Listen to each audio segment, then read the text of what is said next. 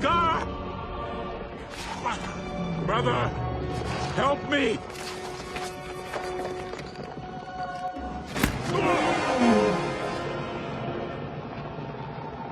Long live the king.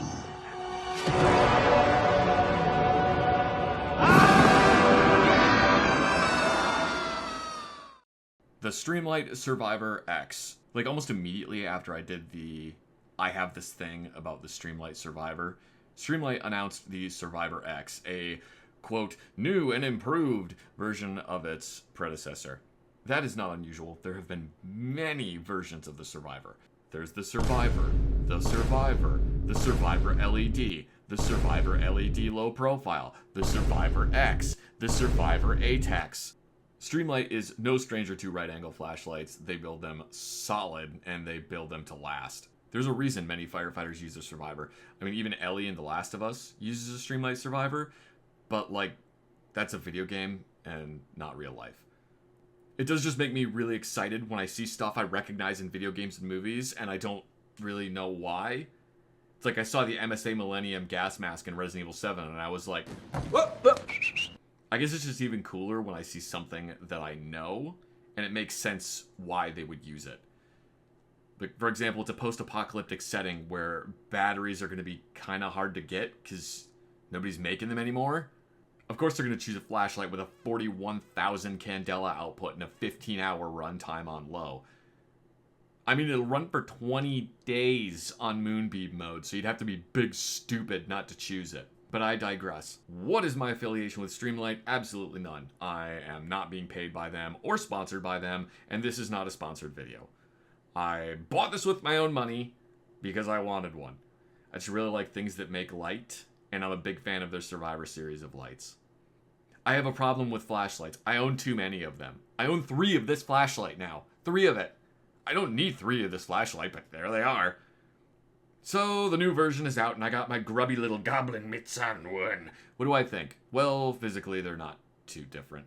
They both have the same sized body, the same rubberized bezel ring, a very similar big clicky button on the top, clip on the back, and a carabiner ring for attaching to bunker gear. They also have a serial number on the base of them. The Survivor X has this neat new button on the top that lights up when you turn it on with a cool battery life indicator. So, green means the battery is good, red means it's low, and it'll blink red constantly when it only has a couple minutes of battery life left. Which is a really solid improvement. When I got the new one, I thought my old Survivor was way dimmer. As it turns out, the batteries were just dying, because I forgot to replace them. Because I'm a goober.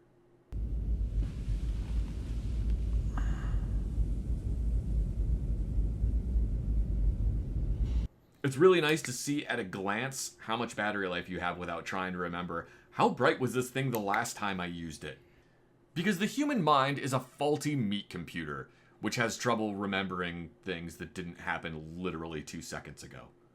Speaking of brightness, the Survivor X has a brightness of 250 lumens and an output of 50,000 candela and a throw distance of 447 meters.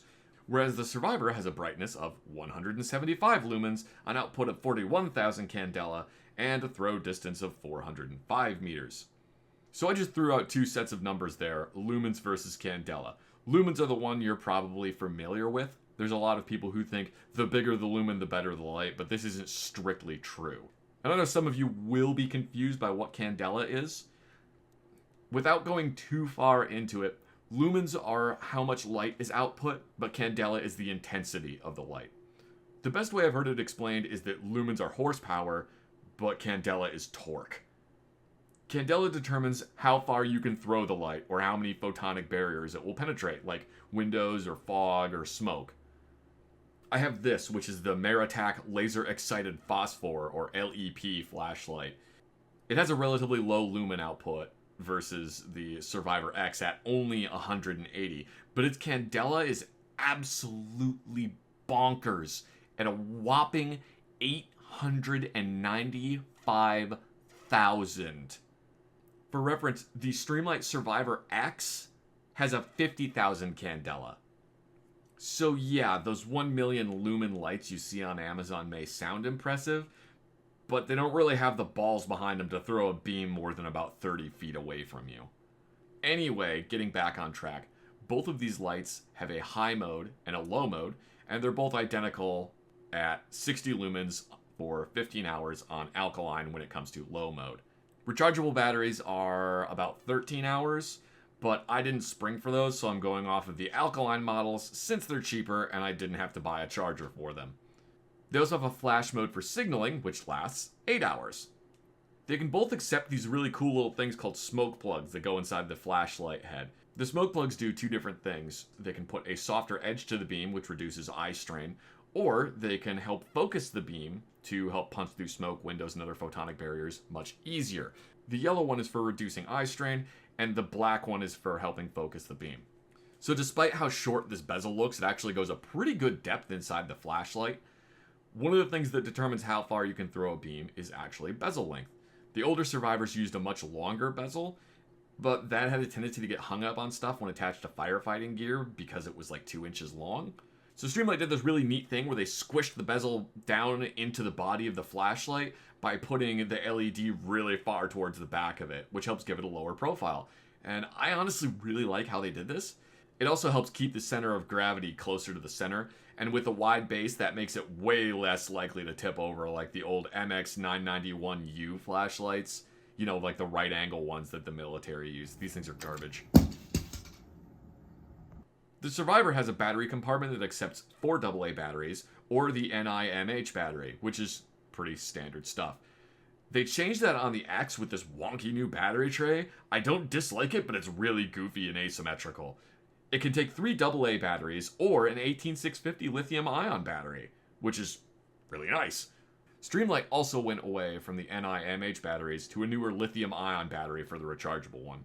They're both permissible flashlights, which means they can be used in potentially explosive atmospheres. They're rated for Class 1 and 2, Division 1, Groups A, B, C, D, E, F, G, Class 3, T-Code, T3, and T4. If that means anything to you, because it doesn't mean a whole lot to me. Honestly, my brain shut off while I was reading that, and my ADHD took me to a big open field filled with capybaras. It was pretty great. There was like a pond there. They had lots of place to swim. It was nice. Basically, you can use the flashlight in places like a grain mill or a natural gas plant, or other areas where you don't want your flashlight making a spark and blowing the whole place up with you still inside it. The Survivor is IPX4 rated, so you can splash it with water, but probably don't go shoving it into a bucket filled with milk or something.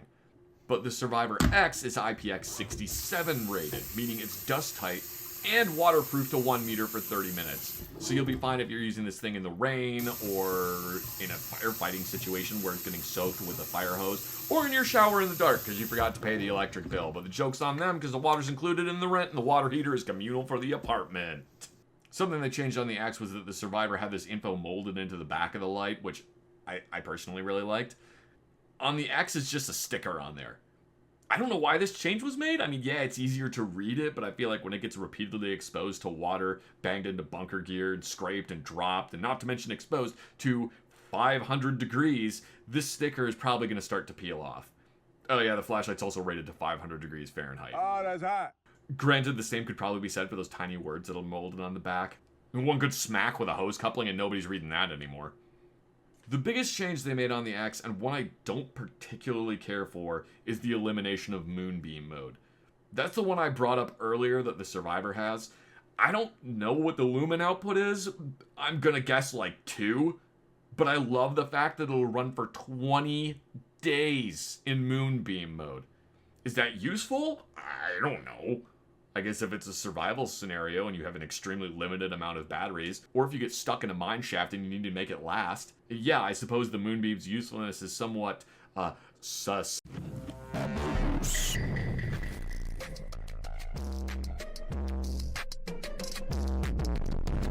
To use the parlance of our times, but I always thought it was a really neat feature, and I kinda wish they would have kept it in. Finally, the Survivor X is available in yellow and orange, while the Survivor is available in black, orange, and yellow. So is the Survivor X worth it? I don't know, draw your own conclusions, duder.